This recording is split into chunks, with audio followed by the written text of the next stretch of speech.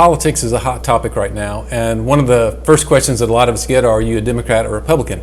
And when I'm asked that question, I kind of have an interesting answer, and that is I'm both. I've been a Democrat, I've been a Republican. A lot of it just depends on the issues of the day and the people that are running and those kind of things. I make my decisions on how I'm going to vote based upon what's in the best interest of my country, those I love, and of myself.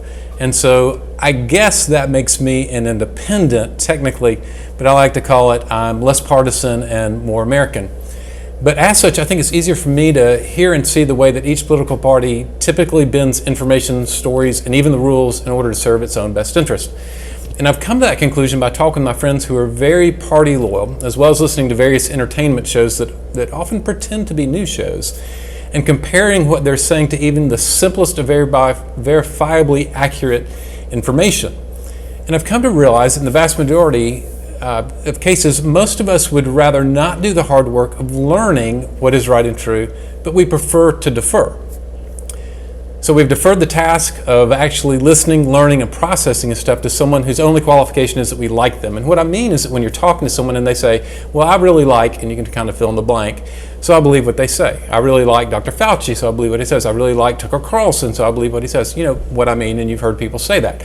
And I can appreciate the beautiful simplicity of all of that. And with so much information coming at us right now, it is much more enjoyable just to delegate the difficult parts of actually listening, thinking, and then deciding what's accurate. Now, I almost use the word what's true there, but that's a word that seems to no longer mean the same as accurate, much like the word fact. A fact is now more likely to be an out-of-context piece of information or data that supports your position rather than a piece of data or information that actually leads you to a sound conclusion. And those are two very, very different things.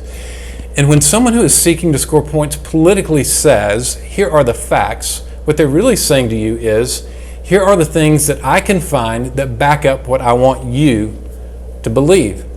Much of this falls into a similar thing as Facebook targeting advertising, except I call this political targeted advertising. It's lines and phrases and words that are crafted and well intended to achieve a very specific response from its intended audience, which is often you. So why am I talking about this right now? Well, I spent the morning watching the hearings related to the attacks on the Capitol that happened on June 6th.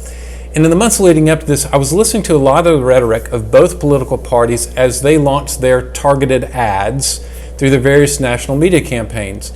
And I've wondered if there could really be an honest investigation into the events related to January 6th, including the how, why, and who, without regard to the political fallout that such information may create.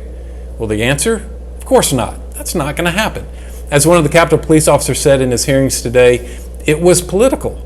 It was an event intended to stop a political process. And so if we expect something to come out of this that's not political, then we're just fooling ourselves. There's no way that the outcome of this investigation won't be twisted and turned into whatever direction best fits the needs of the person presenting this information. But none of that changed the reality of what happened.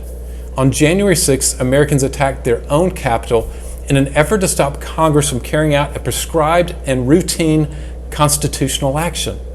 The world stopped and watched as the two most visible symbols of our democracy, the peaceful transition of power and the U.S. Capitol itself, were both under a violent siege, and not from foreign terrorists. It wasn't a September 11th issue. It was an attack by Americans.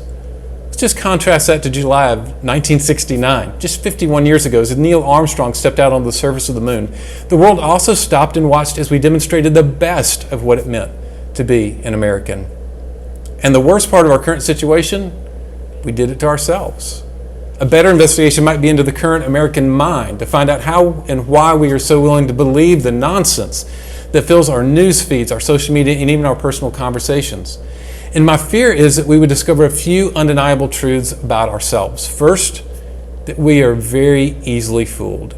And second, that when confronted with that reality, we don't want to admit it to ourselves or to anyone else, and that fact alone makes it very easy to fool us again and again, to the point of even convincing us to attack the very things that so many of our loved ones have fought and died to defend. My name's Matt Jones. I hope this helps.